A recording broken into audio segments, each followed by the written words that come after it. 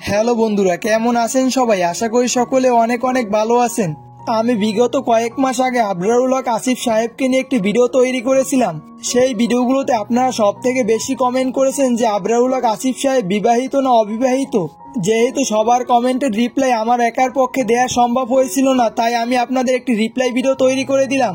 আর আজকের এই সংক্ষিপ্ত ভিডিওতে জানাবো যে আবরারুল হক আসিফ সাহেব বিবাহিত না অবিবাহিত, এবং তাছাড়াও জানিয়ে দিব তার পরিবার সম্পর্কে এবং তার সংক্ষেপে পরিচয়। তাই এই ভিডিওটা স্কিপ না করে সম্পূর্ণ দেখবেন এবং ভিডিওটা দেখতে দেখতে ভালো লেগে গেলে অবশ্যই লাইক দিয়ে রাখবেন এবং চ্যানেলে নতুন হয়ে থাকলে এবং এরকম ভিডিওগুলো যদি প্রতিনিয়ত পেতে চান তাহলে চ্যানেলটিকে সাবস্ক্রাইব করে পাশে থাকা বেল আইকনটি বাজিয়ে দিতে পারেন। তো চলুন চলে যাই সরাসরি ভিডিওর মূল টপিকে।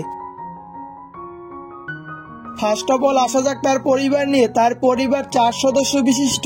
তিনি সহ তার বাবা এবং তার মা ও তার 2 বোন রয়েছে তার পরিবারে। তার বড় বোন বিবাহিতা এবং তার মা পেশায় হাউসওয়াইফ। তার বাবার নাম নাজির আহমদ। নাজির আহমদ পেশায় রাজশাহী বাটাপাড়া মাদ্রাসার প্রিন্সিপাল।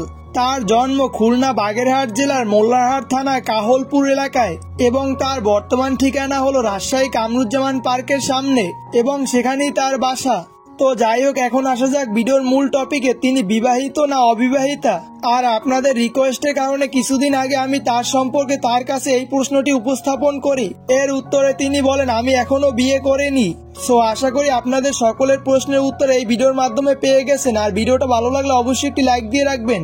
আর আপনাদের কাছে হুজুরের কথাগুলো কেমন লাগে অবশ্যই কমেন্ট করে জানিয়ে দিবেন এবং ভিডিওটা ভালো লাগলে অবশ্যই চ্যানেলটিকে সাবস্ক্রাইব করে রাখতে পারেন। তো দেখা হবে পরবর্তী কোনো ভিডিওতে। আল্লাহ হাফেজ।